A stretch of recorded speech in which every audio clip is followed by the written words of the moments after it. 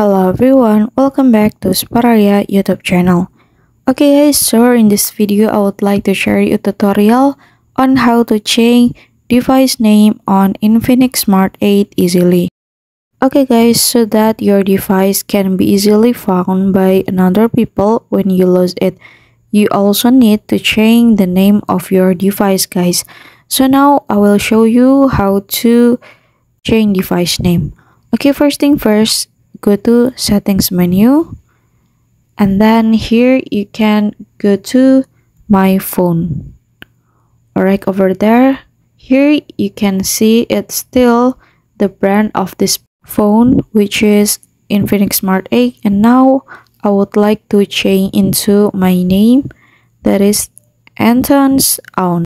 Okay guys, so if you're finished, you can click OK, and the device name will change immediately guys, like this. Alright guys, so here's the tutorial on how to change device name on Infinix Smart 8, and thank you so much for watching guys.